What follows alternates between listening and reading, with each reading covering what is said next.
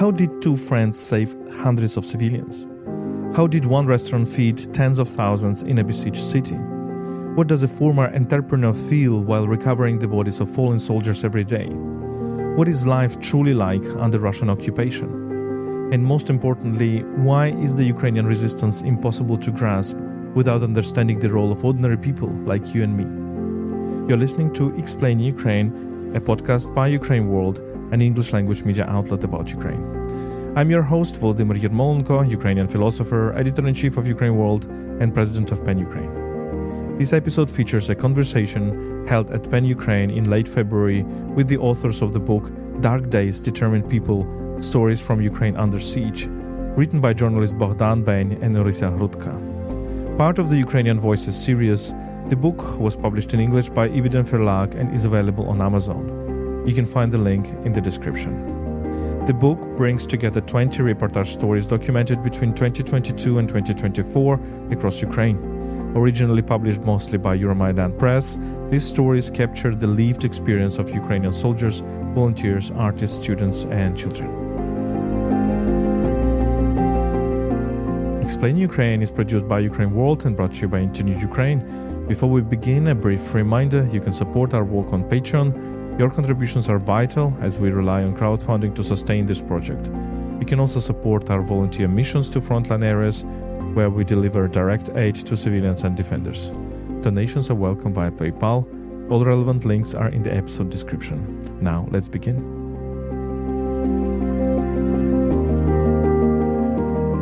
It's a great pleasure for me to introduce our authors, Orysia Hrudka and Bogdan Beny, who wrote a book collectively together, Dark Days, Determined People, Stories from Ukraine Under Siege.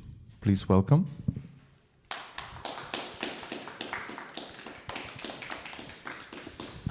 So I also have this incredible experience of writing a book together with my partner, and people always ask, why did you write a book with your partner? Was it so difficult to write a book together? But my question to you will be completely different. Is it thinkable? Could you even thought that you would not write this book together?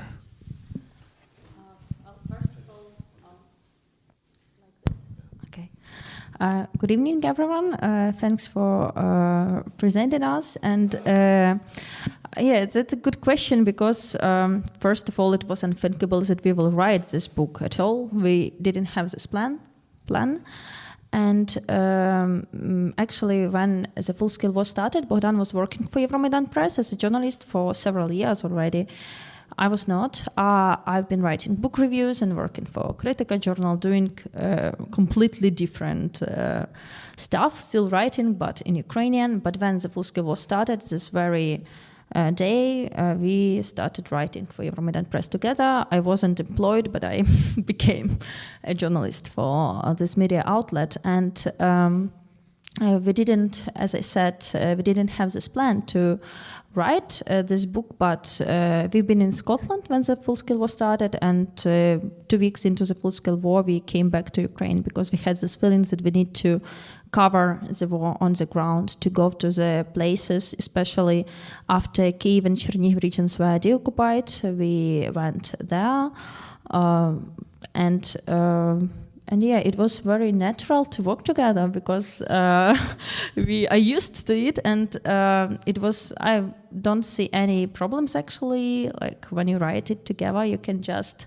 divide the work. You can edit each other's work. But tell me about this feeling on those days, because I remember it very well. A lot of people who were from this field of writing, from humanities, who knew English, also thought that it is our mission to do something, to spread the word, to inform as many people as possible in the world. Was that your feeling as well? Yes, quite a lot. And moreover, it was not only a feeling but practical necessity, because on these very first days of the invasion, we were the only two people who could work, because most of the team, it was not huge, were from Kyiv, they were relocating, they were under bombs. It was a shock for them, but we were in Scotland, in safe place, and we just started working 24 hours a day for the first 2 days, and later also a lot. In the beginning, it was just Twitter short messages about what's going on the ground from our friends, sources we knew, and the social media reach was incredible. Like for the team of 2, it was very huge. The audience grew 10 times in the first several weeks.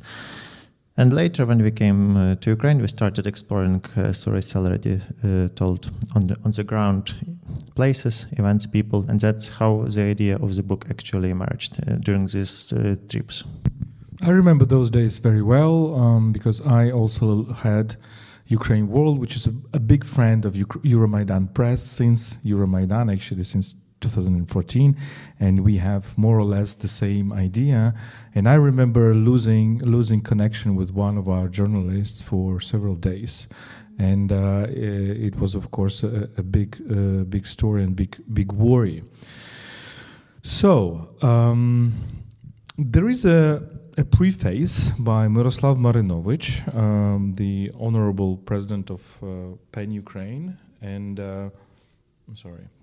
And it's great that you have this preface, and the big Ukrainian human rights defender and dissident. And he says in his preface, and I will quote, there is one radar on which the chronicle of this war is being reflected most accurately, the radar of the human spirit. It is on this screen that courage to stand against obliteration shines brightest, and only on this screen does the suffering of the innocent gain a higher meaning. And I have the impression that Miroslav kind of summarized what you try to say in this book is basically the stories about people who show courage, unexpected spirit. Is this what drove you, basically? Yeah, I think, first of all, we are very grateful to Miroslav Marinovich that he did it, because it's, in this book, historical contexts are important for us. And of course, it's a book about the full-scale war, but by covering, telling about the motivations of the people, they are driven by some historical events. And it was also important to have a voice of a person from previous generations, and who also experienced the struggle, but in a different context. And he captured it very well, because our main motivation, maybe when we composed and when we were selecting the stories we wrote for Euromaidan Press for the book, was to show the agency of Ukrainians, to show this also power of the powerless, which is Havel's concept, which Miroslav Marinovich is also citing, because when Western media covers events in Ukraine, it's often just some airstrikes, something politicians say, and the actions of these little people are actually very important, and they define the events of this war, or inaction, if we talk, for example, about Russian society too, are very important, because we were talking about these first days of the full-scale war, and we remember the titles of Western media of those days. It was something like Kyiv is about to be captured, or Ukraine will fall in 3 days, or something like this. Because, when looking on this, GDP of Ukraine, on some big data, on, politics, you don't see how this country can repel such an invasion. And actually, we believe that the answer lies in these decisions, small decisions by ordinary people, entrepreneurs, scientists, theologian who decided to become a sniper, and people who worked in different fields and decided to volunteer and managed to evacuate thousands of people of a restaurant that fed for free, also thousands of people in besieged city, and it's because it's the secret of the success of these first battles. And of in the current events, they're also incredibly important. So yeah, it's human spirit that. It's very interesting that you refer and Miroslav refer to Václav Havel, and I think the essay of Miroslav is called "The Power of the Unnoticed." And it's kind of also very interesting. Indeed, lots of foreign media are focused on, for example, the President Zelensky, and Ukrainians tend to explain that it's not Zelensky who is the key story. Of course, it's an important part of the story, but all those people in Ukraine. So I will ask Bogdan a philosophical question, because you're a philosopher as myself, and you have a very interesting phrase in your book, which is deeply philosophical, and I will quote: "Ukrainians saw that freedom is not personal, it is ultimately political. The freedom of self-expression, movement, and choice is impossible without a free state and nation."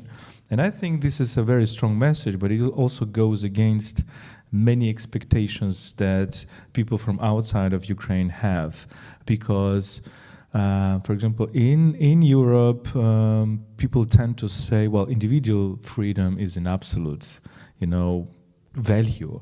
And then people tend to forget that individual freedom is impossible without state structures, state institutions that guarantee it. And I think the feeling of many Ukrainians is that if we lose a state, there will be no freedom, no individual freedom. Can you elaborate on this? Yes, sure. And that's actually one of the ideas we wanted to convey to the Western audience, especially now it is becoming more important each year when we face real danger for the Europe. But by the way, this idea is also in my PhD thesis, one of the key messages, because mostly we speak, as you mentioned, about freedom as personal, or on the opposite, we speak about some large entities, the state, how it acts, how it impacts. But all these things are quite abstract, both the state and both individual freedom. But what really matters is people's decision in everyday life. And we live in the context, we live in the state, in society, we have some culture and so on. And it's what matters, how we decide what to support in this world. And this is individual action, but it's not in a vacuum. It connects us to something larger. And because of these choices, actually, some larger things emerge. If we don't support them, they would collapse, they won't survive. So we have both. We have individuals, but connected to the nation, for example. And that's in the context of the war, of course, the most important thing now. But we also have religion topic, for example. Maybe during peaceful time it will be important, or some other topics, ecology, so on. It's interesting that, for example, there is a great topic of Timothy Snyder in his book On Freedom, and here in this space he was developing upon it several times, and basically he's criticizing the current American concept of freedom, which is libertarian, which is kind of freedom from the state. And what you're talking about is that we cannot have a freedom, full freedom, if we do not have a state. So let us dive into some topics of your essays, and really each essay is several human stories, or one human story. And it's indeed, they go into these mosaics of what Alexandra Matvichuk calls ordinary people making extraordinary things. So the first essay is called Navigating Hell, and you're describing people who are evacuating from Irpin, and even in that, and risking their lives, and some of them losing their lives. And you describe all these first days where Irpin was half Ukrainian, half Russian, basically third Ukrainian, third Russian, and the big part was what you call gray zone. And indeed, I mean, this motivation to save other people. So this is what drives all these people, and you describe that they don't really think about that too much. They don't philosophize about that. They even describe it. We don't feel such. We cannot describe our emotions. We just understand that it is something that we need to do. Can you elaborate on this story, please. It actually connects us to the previous question too, because I think many people understood in these first days of the full-scale war that freedom, self-realization, all the stuff we have and we had is very vulnerable. It's not guaranteed. You have to defend it.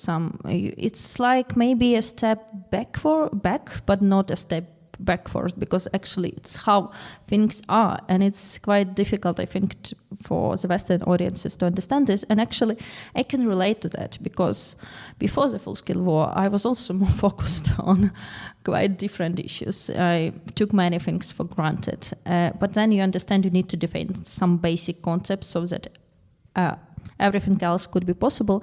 And in this first story, our heroes of the story, they just felt that they need to defend something that's being attacked. And I think the title of the story captures his spirit, because it's it was really like hell. Everything it's very close to descriptions of hell, but navigating means you can still navigate it somehow if you if you believe in the power of the human spirit, if you believe you can make a difference even when it's not guaranteed that it will that any success will come.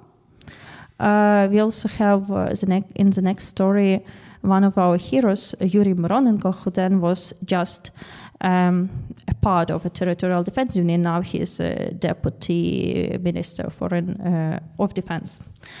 And he said that first he didn't understand that there were 3 days, 24th, 25th, and 26th. It was like the one day, and then he decided, and they understood that they will probably lose their lives, and they agreed with that. But they acted to save something more important. So if in peaceful times, in normal conditions, you would never do that. So heroism, it's also another quote from another hero of our story, also a soldier. He said that heroism appears when something not planned happens or something like this. So it's not, in normal conditions, it's impossible to appear. Yeah. If I may add here one more thought, you mentioned vulnerability, the word, and it's really important concept for the whole book, because suddenly people realize their lives, their country, everything is quite vulnerable. It can die. Not only they, but also what they love. Sometimes, especially in modern culture, we perceive life as a constant, as granted, because in previous ages, the death was an important topic which was constantly mentioned, thought about in culture. And we have one small mentioning about this in the book, about the story about soldiers and burial. There is in one of Lviv churches this memento mori inscription from previous ages, but it's what we maybe need to again think about and understand that it's all vulnerable, and without our active actions, sorry for tautology, it won't survive. I mean, the Europe, for example, European culture, the EU as a political entity, and of course Ukraine.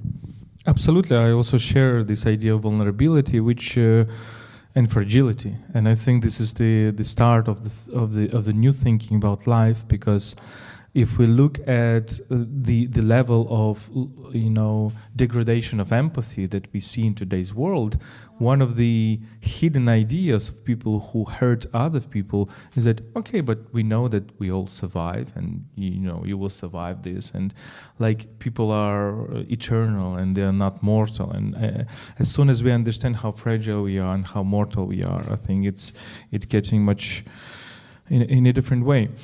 You write also about Chernihiv. You write a lot about Kiev and Kiev Oblast. You write a lot about Chernihiv. There are several essays on Chernihiv. one of these essays. In one of these essays, you describe how people go away from these, big roads. We know this big highway from Chernihiv to Kyiv, for example, and go to smaller roads to evacuate people. And of course, Chernihiv is a big question of bridges, and you also describe it. But another essay is about restaurant. You mentioned already this. And it's also an amazing part of this war, this feeding other people or getting water. You describe this as well, because Chernihiv depends a lot on water, and water supply was cut, and therefore the city under siege was dependent on this, deep drilled water. And really, it's amazing. I remember Kyiv in these days, March 22. So people who are not in the army were feeding the army. That was basically the thing. I know the same thing about Kharkiv, and people who are now in famous restaurants in Kharkiv were actually feeding army or are feeding army.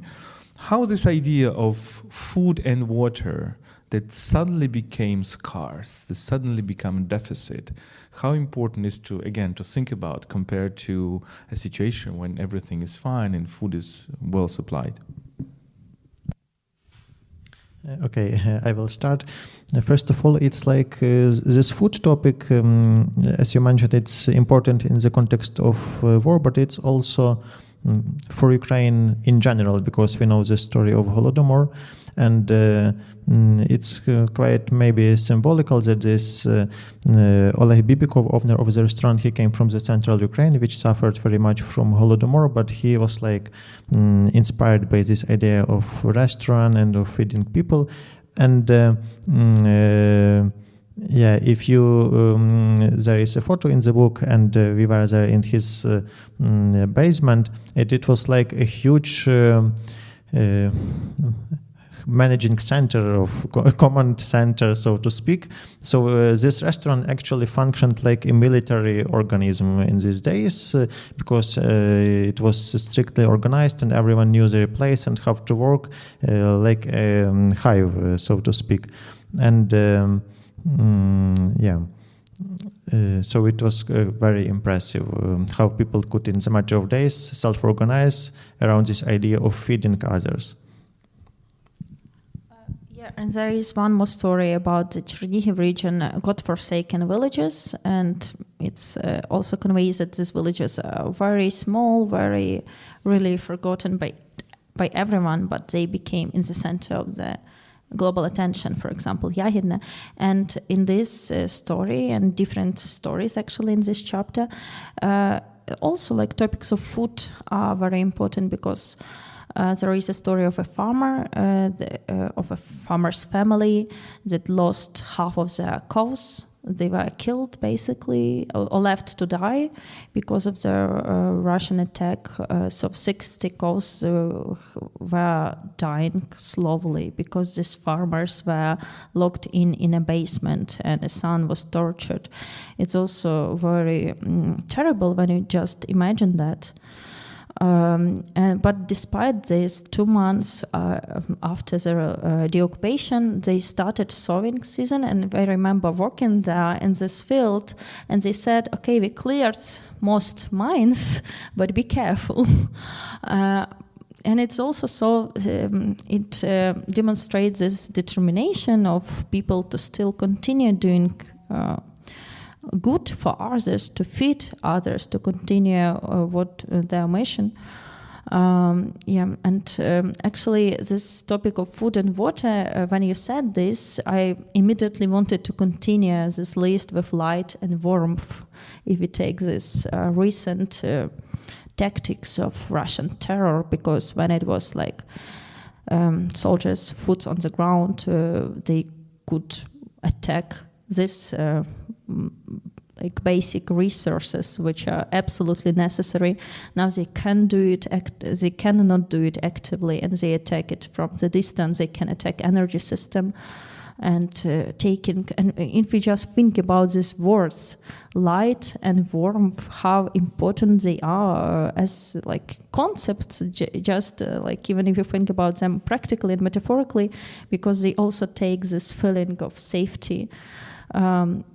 yeah, I think it brings us back to these basic values that we all understood, that they are not given for granted. And maybe it's one of the biggest realizations of this life during the war. And that's why the subtitle of the book is Stories from Ukraine Under Siege. So we wanted to show not only like bombings, airstrikes, attacks, but also this how life stops in some ways and how people postpone their strategic goals, education, career, family, everything.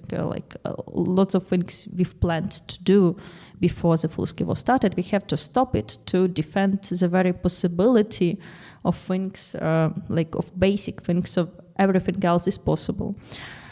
Yeah.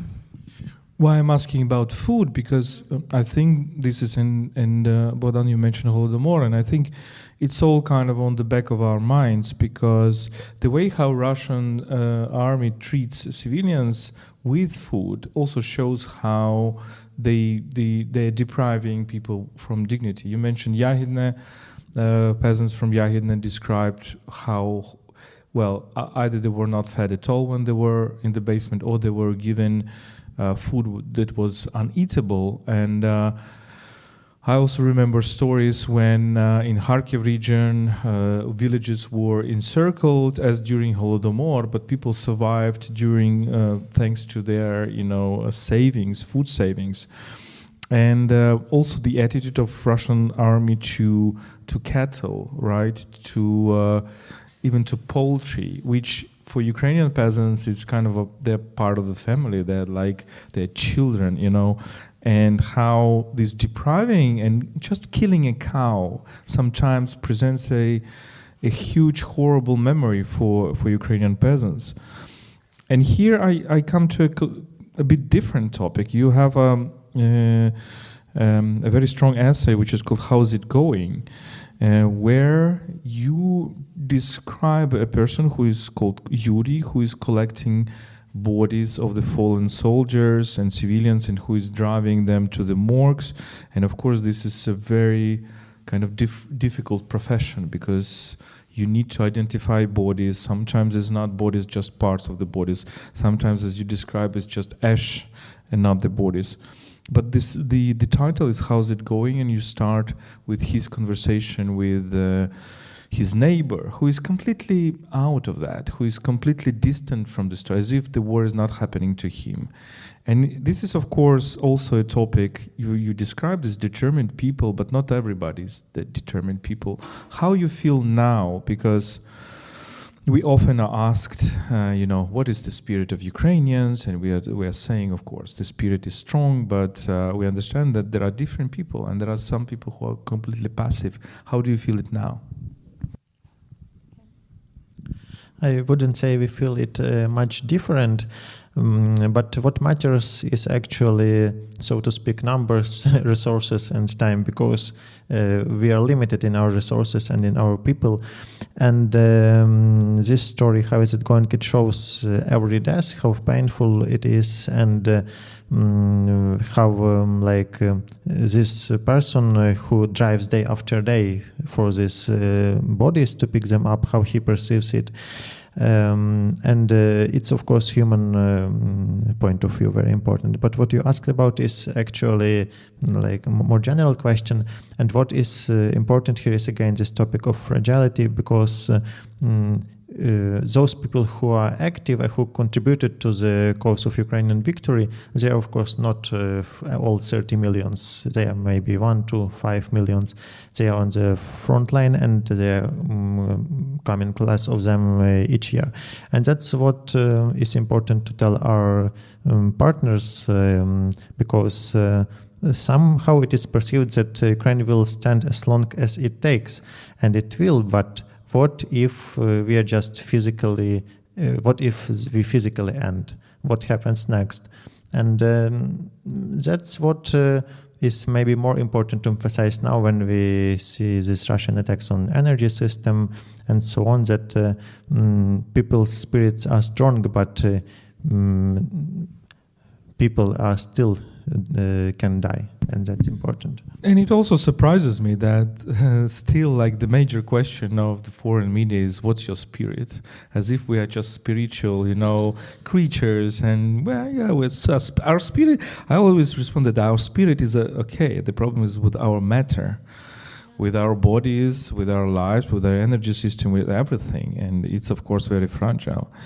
Another essay, it's a bit different topic, it's called Wings. And you're right, you describe the whole infrastructure of producing drones, including by households. You start by quoting Maria Berlinska and you end by her.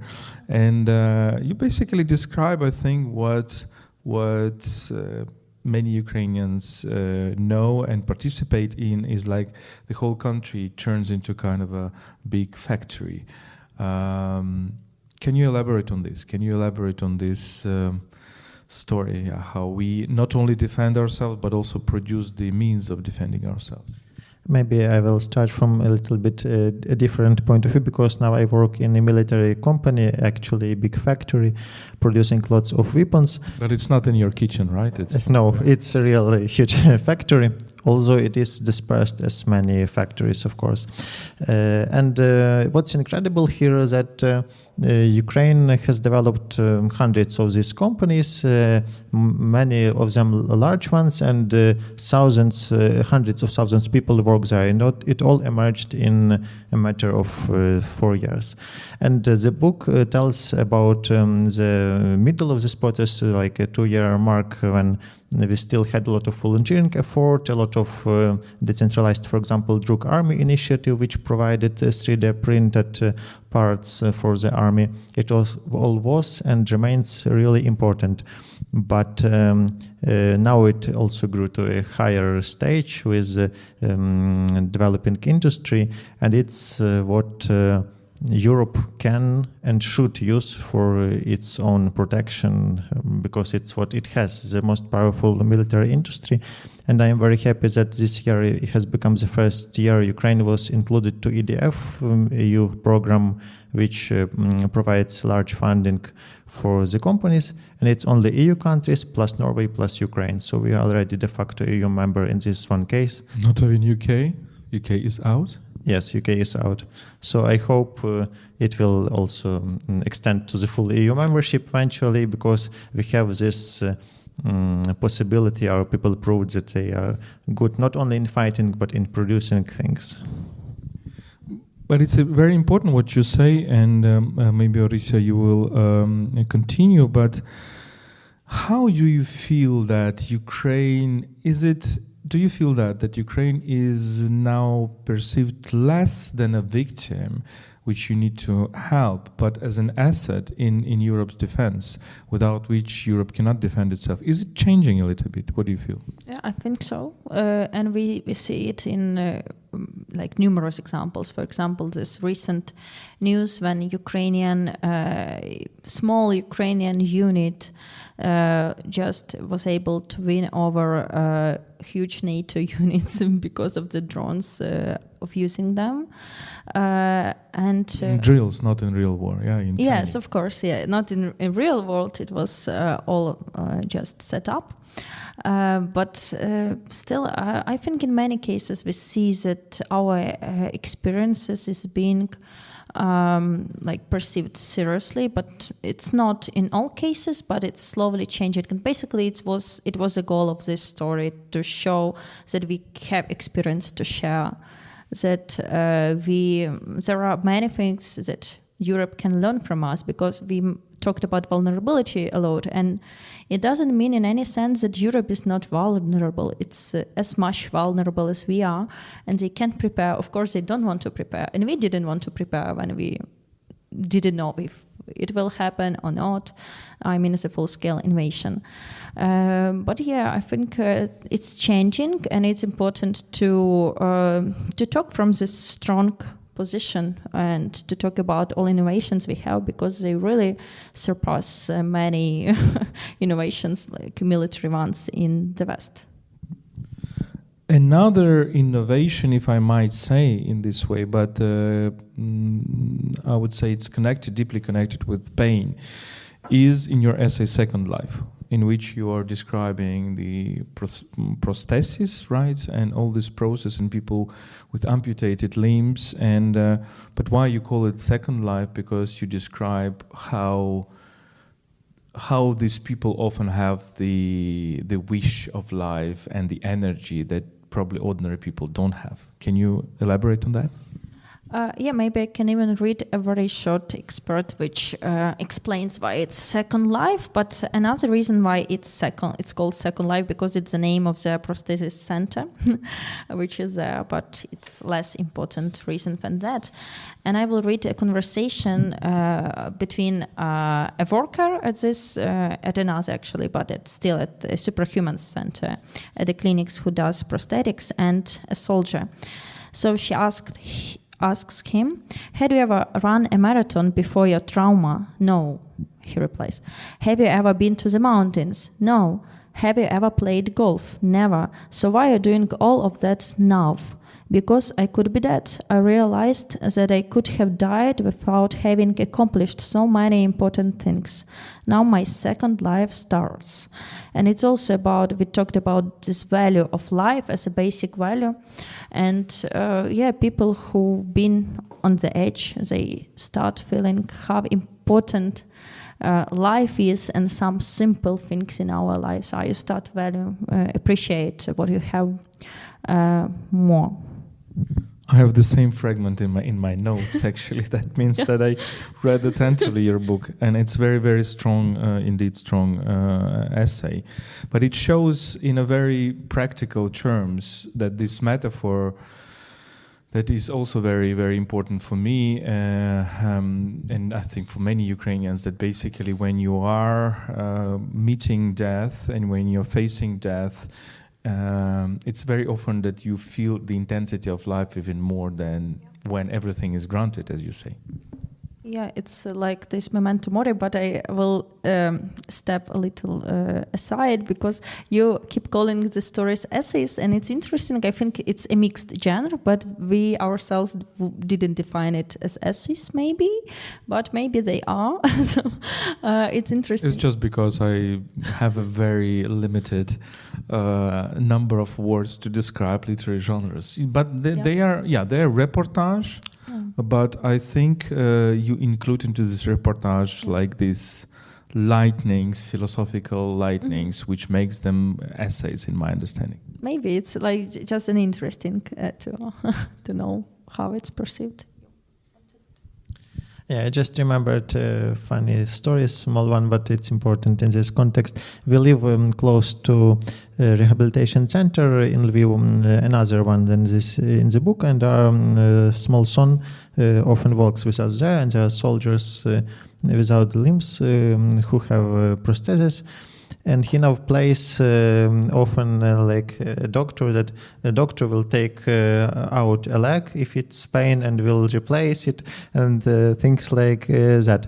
And it's funny to see how he perceives all these rather terrible things in a light manner, I would say. And it also inspires that there can be life even after such traumas, because those soldiers who are there, they are mostly also happy, and they understand this value, as Orissa already mentioned, of life. Yeah, because he's almost 3, and he understands what's happening, but he doesn't understand why. And we actually... I don't want personally, like emotionally, to explain it to him. But when I was rereading some of the stories and some dialogues between parents and children, in 2 times I noticed like a parent explaining to a child what's happening, saying it's an adventure. Just like it's very weird to say this, and I think parents felt this too.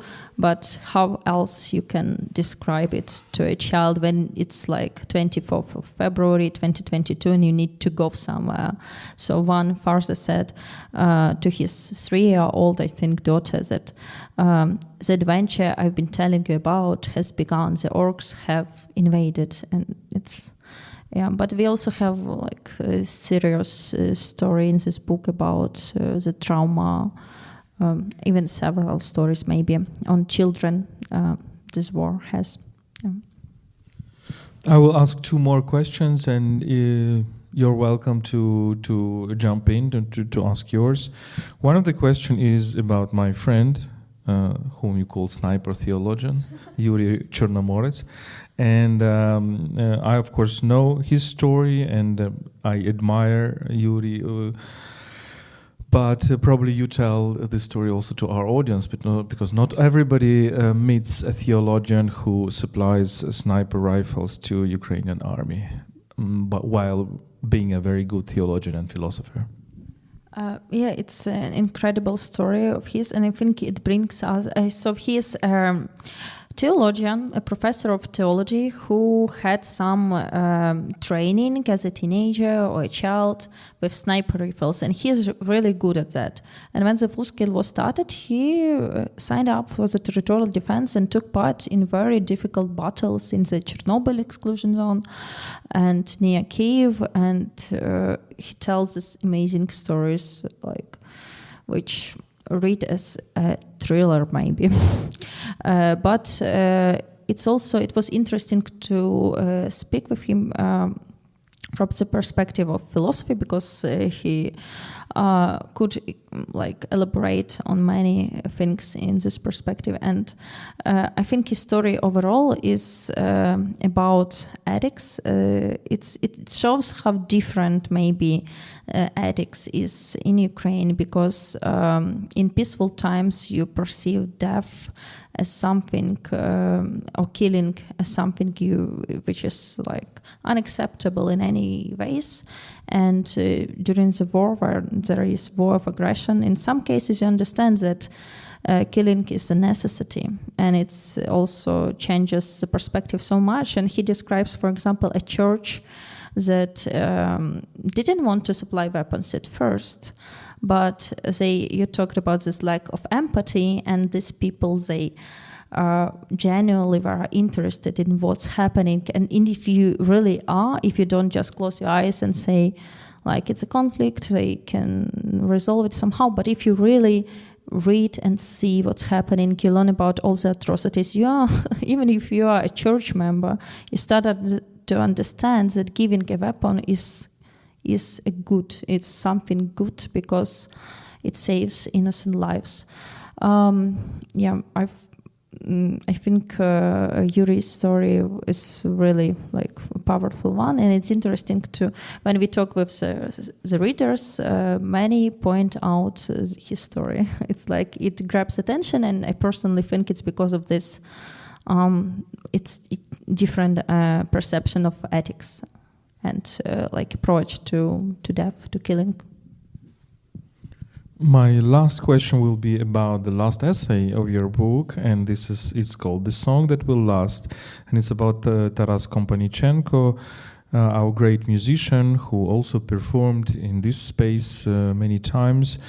And what interests me is how you also describe this, voyage to Ukrainian music as a research, as basically studying something which is forgotten. And I think this is an amazing element of our culture today, that everything that is about culture is also about research of something that was forgotten, something that was erased, something which was burned down. But my general question will be about culture. How do you see culture in this war? How do you see music, literature, cinema in this war? Yeah, maybe to continue first Taras' story, I just would mention that my grandpa, he was a conductor of the choir, and he mentioned that Ukrainian folk songs are like our real strong root, like the main thing we have actually in the end. And at first I didn't understand maybe his words, but now I understand, as we see in Taras Kompanichenko's story, that it's a folk song which later also was written by some poets, but still with folk roots. And it now transmits, as we also see, to many pop songs, and Ukrainian culture in general. It's really empowered by this root, and our culture overall, it is very connected to the folk and to the people's culture. And in that sense, it's maybe what we have because of Soviet and before that Russian oppression, we didn't have this possibility to express ourselves, which Western societies many had. And now we can do this. And in that sense, we are like maybe in some not synchronized with them in certain sense because they are in postmodern society, but as everything goes by spiral in history, maybe they will eventually return also to some of their roots. And maybe this story of culture, not only as a personal art, which is obviously important, but as some social phenomenon, as it always was, the story of Taras Kompanechenko and Ukrainian culture overall, maybe it can now demonstrate how important culture is and just to unite people. Yeah. I would just add that culture is basically it's what's at stake in this, because if we agree, for example, to the Russians, what would they want? For us to abandon our Ukrainian identity, to quit speaking in Ukrainian, and for some in the West, it seems like, why don't you do that? For me, for example, my culture, language is not so important. I can live, I can talk another language, but I think this realizations of how it is truly important to you comes only when it's vulnerable and when it's attacked. When you come to this understanding and culture, I think in many of our stories we gave aspects of this, especially in the historical perspective. For example, one story starts with the year 1883 when Nikolai I resettled one village from the Chernihiv region to Ukraine's south in the Donetsk region, and still in this village we see a dialect from this region. So we really try to give a lot of cultural context in this book, but he also asked about the role of music, culture, and so on. And sometimes I think that because all this work in English for international audiences has a goal, a mission to present Ukrainian stories, to show Ukraine's agency, but not so many people read books of these books or just are not so interested. And I think movies could be a really strong tool.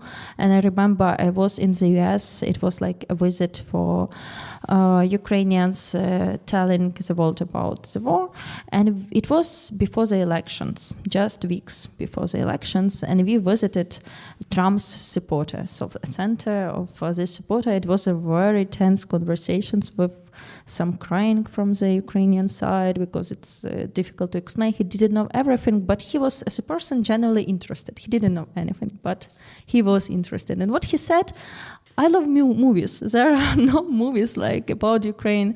And I sometimes think that it would be really great to have a Hollywood style movie about based maybe on the real event. We have lots of events like this which can convey this Ukrainian perspective and stories, and we have lots of incredible and very different stories that can be also presented not only in non-fiction but also in a fiction format.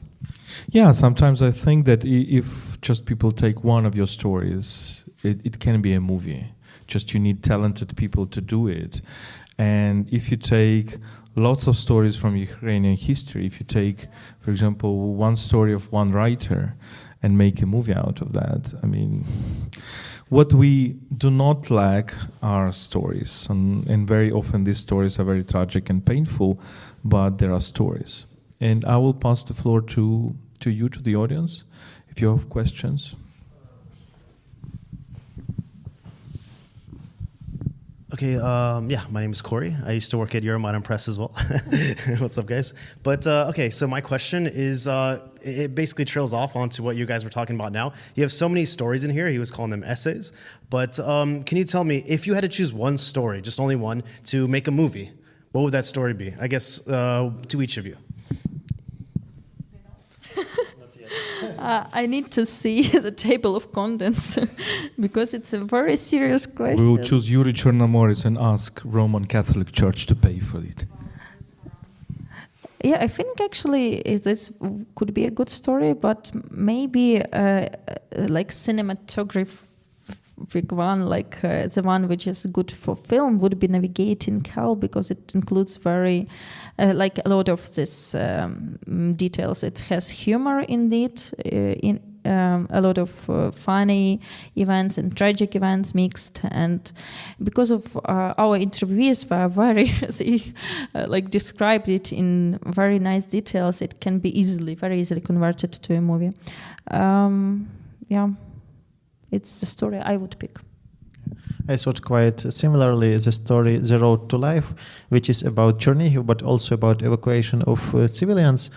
It's the main topic, but on the background there is lots of military activities, lots of volunteering stuff, the general picture of the war, like surrounded city and so on. You can add some political backgrounds, and it can be really like comprehensive one.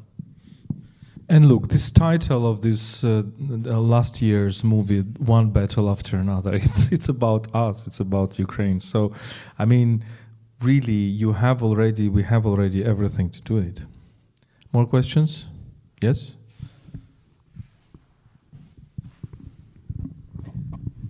My name is Alena, and my question is, how long did you write this book?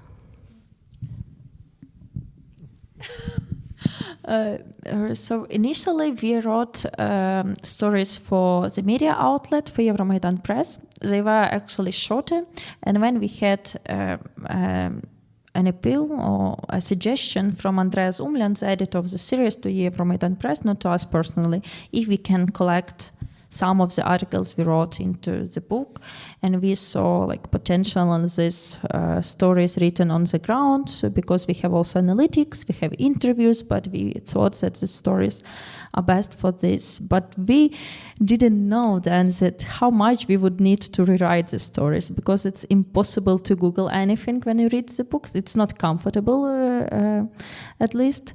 And we added a lot of context. For example, when it's about food, of course, we needed to mention Holodomor, and to explain that. We needed to explain some basic details about the war.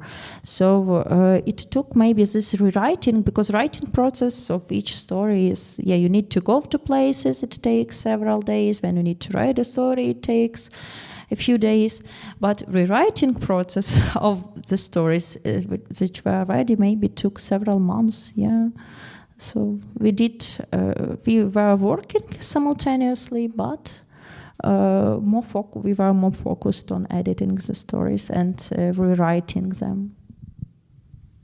Yeah, I think it's quite comprehensive answer to this question. What I can only add is that we strived to give historical background when necessary, or some cultural background when necessary. So, for example, some stories start in 1830 years, and after several paragraphs you move to 2022 and understand why it was necessary to explain this. Or 1970, as in the case of Taras Kompanechenko, from his birth. So like this. And also when a person mentioned, for example, which poem motivated him in life, we included them. We didn't cut this fragment, because we believed it's important to show like Ukraine as a many-dimensional country, to see that people here motivated with Ukrainian culture, some things from the past motivate them, and to maybe give some, not explicit, but recommendations of what they can read too from Ukrainian literature, for example, or from music. We have these references as well. Thank you so much. Thank you. I was wondering if you might describe the cover art and why you decided to go with this image. I will be honest that as time passes, I like it less. I don't know why, but the original idea was to show people, and we have this here, man and female, and this suggests that our stories, we have stories about men, we have a story about women in this book, and just to show this light, maybe Miroslav Marinovich described this better than we when we designed this cover. Light of a human spirit, that just how important like preserving the country was for the heroes of the story, and it's maybe what you can see. Maybe we had some other ideas, but I don't really remember. Do you? I just try to remember the author of the cover, because time Sophia, but Afanassieva, right? So it was her work, and I do like the cover right now as much as I did earlier. So the idea was to show people in the dark, still radiating this light by their actions, which is like the main thing of the book. What I don't like now, or like less, is the title, because our editor suggested just Dark Days, stories from Ukraine under siege, and like the cover itself would show determined people. Maybe it could be a good too, but this is also okay. So like this. And I have another question. Okay, so the book is called Dark Days. So, obviously the stories in there, they're heavy. They're not light stories. So my question would be, society is suffering through this collective trauma, if you will. You were talking about how, children go on these adventures, how people are losing limbs and how they rehabilitate, try to maintain their optimism. You're talking about, people going through the trauma of getting getting bodies from different areas and bringing them back to their loved ones or wherever they're taking them. And so my question would be, since you experienced all of this and you talked to all of these people, what gives you hope for the future of Ukraine? Very difficult question, actually, but important one. I didn't hear. Yeah, that's one part of the answer, of course. And the second part is our son and other children, maybe.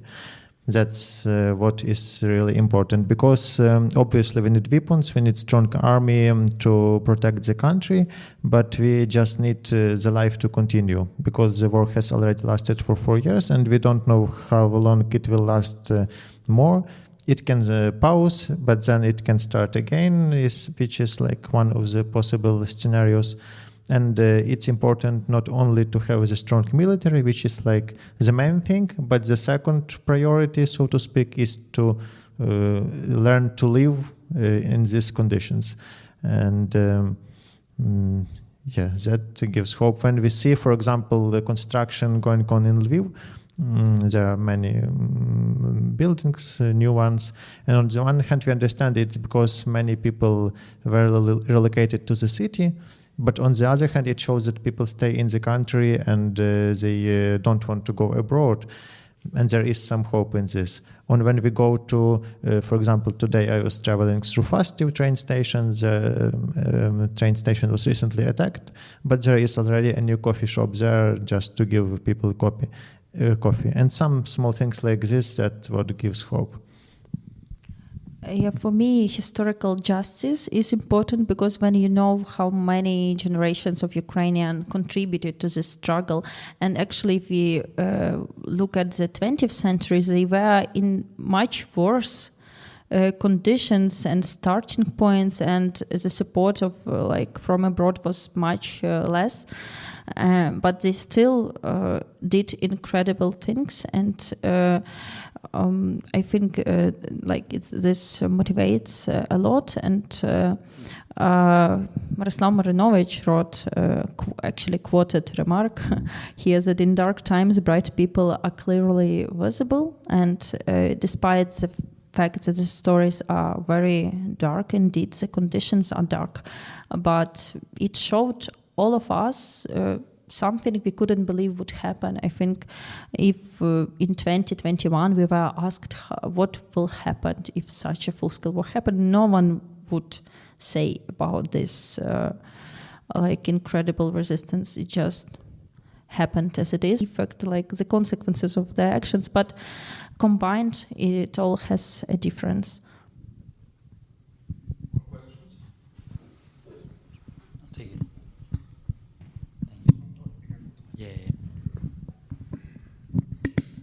Okay, I think it's back on. I was wondering, throughout your research and the different people you met and the stories you heard and the impact of all these individual smaller actions, what's one story that didn't make the cut that you wish you could have included, or if you were to include another one in the book, what would it be? If you talk about stories not written, because the book was published earlier, it's the story for me about light and warmth, about this energy terror. It would definitely be here if the book was published later. We didn't include many stories that we wrote for Euromaidan Press. For example, interviews. We had a brilliant interview with Mikhailo Venitsky, like a 2-part one. I like it very much, but it was impossible to convert it to a story of this format, because these stories here, their goal is for a person who is not in Ukraine or just not in these places to feel like you are there, that you can see stuff. We have descriptions, we have smells described and everything. And when it's interview, you can include that. And we also did include some stories which are quite similar to other ones about other volunteer initiatives. It's what I can remember. Maybe you remember something else? Not much. You actually told everything. Yeah. So we didn't include, for example, similar stories to those which are already here. We chose the most comprehensive ones. If there was similar story about, I don't know. Okay, difficult to remember now. Okay, about soldiers, we have the story, for example, the commander, and we had in Dnipro interviews of similar soldiers, which are quite not the same, but similar topics. So we just chose one, not to repeat ourselves, but to show broader perspective for the reader. And I guess I have the mic, so I'll invite to ask a second question. I was wondering, what was kind of your thoughts on the future of Ukraine regarding the militarization of society? Because I feel like in the last 4 years, it's what you were talking about earlier, society has militarized incredibly, right? Whether it's the amount of people that are fighting, that underwent training, whether it's children or adults that, you know, were from all walks of life and are now on the front line, or even the amount of industries that developed, now Ukraine being, part of the defense fundings of the EU. And even if this war ends soon, which we hope, obviously, I'm afraid the Russian menace and the threat won't go away in the years and maybe the decades to come. Hopefully it will, but who knows, there is that possibility. Do you think, as a necessity for a country that you mentioned as like vulnerable and resilient, is militarization and the importance of that value central to, Ukrainian society for the future a good thing and a necessity that you see for the country? Or do you also see its possible like impacts on culture and the rest it can have? Yeah, of course, it's our huge asset, so to speak, right now, but it's not what we wanted, of course. I personally would quit my job in the factory as soon as the war ends, maybe not immediately, but enterprise, yeah. It's a managing position, but still in the enterprise. I like culture more. And of course, soldiers, I believe, would be even more likely to quit their jobs, and many people like this. But still, we have some, for example, the commander here, he is like a career soldier who began as soldier and a commander of a platoon. Now he is chief of staff of the battalion, and I believe he will go even further in this career, because it's what he... I don't know if he likes it, but it's like what he does really well. Ukraine will remain this a military asset of Europe, and that's on the one side it's unfortunate, but on the other side it's so to speak our historical role in some extent, as Sir Hippel writes in his book The Gates of Europe. We wear these gates and we must remain them, at least for now. But I very much hope that one day there will be no need for us to be these gates of Europe, because they will move eastward, so to speak. When we think about militarization of society, like the threats come to mind, like the dangers, like the aggression, or the topics the US is dealing with, guns and everything. But I think what's happening in Ukrainian society now is militarization as a war of defense more than like something closer to aggression. What we see, and if we maintain this goal of this militarization, which is defense, it's good and necessary because when you think about this vulnerability, when you imagine like being in a town that could be occupied, it's of course like more about the first days of the full-scale war, but you understand it, and I understood that it would be good to have a weapon and to know how to use it. So it's as a matter of defense, of course, it's very important, and as Bogdan said, it's unfortunate, but maybe rather inevitable. Yeah. More questions?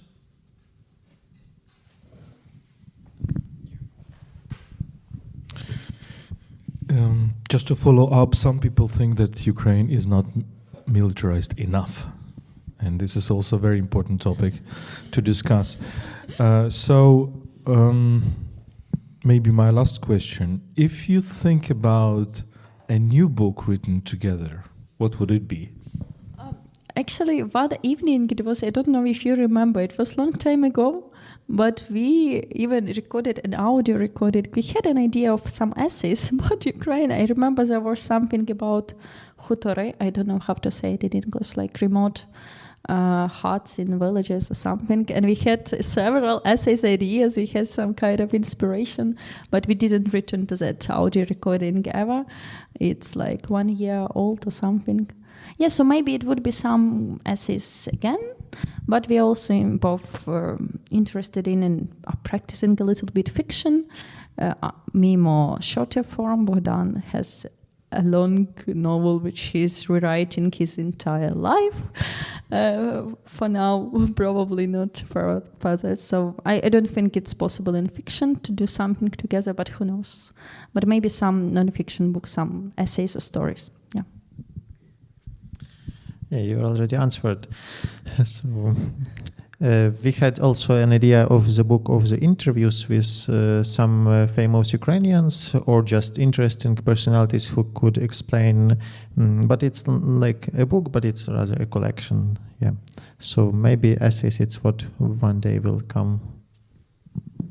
Thank you so much, Orisa and Bogdan, and thank you for this book, and thank you for all the work that is behind it, because it's a very hard work to not only to interview people to go somewhere, but to take these stories through yourself and to write them and rewrite them and make them interesting and dynamic and emotionally very persuasive. And please advise this book to your friends, and I say also to people who are listening on our podcast, you can buy it by Ibidem-Verlag, and you can also buy it on Amazon. Dark Days, Determined People, Stories from Ukraine Under Siege. And thank you to our authors. Thank you. Thank you. And a small announcement for those who are here. You can get a book for a donation from 1,000 hryvnias to the fundraiser we have today for the Omega unit. So if you do it, you can just show it and get your copy. It's actually will be a discounted price if you compare with Ibidem price, on which we have no influence, of course. And thank you so much for listening and for coming. We appreciate it. This was a podcast explaining Ukraine by UkraineWorld, an English language media outlet about Ukraine. I'm your host, Volodymyr Yermolenko, Ukrainian philosopher, editor-in-chief of UkraineWorld and president of PEN Ukraine. This episode was a recording of a conversation held at PEN Ukraine with the authors of the book Dark Days, Determined People, Stories from Ukraine Under Siege, written by journalists Bogdan Bain and Orisa Rudka. Let me remind you that you can support our work on Patreon. Your contributions are vital as we rely on crowdfunding to sustain this project. You can also support our volunteer missions to frontline areas where we deliver direct aid to civilians and defenders, mostly books to civilians and cars for our soldiers. Donations are welcome via PayPal. All relevant links are in the episode description. Thank you for listening. Stay with us and stand with Ukraine.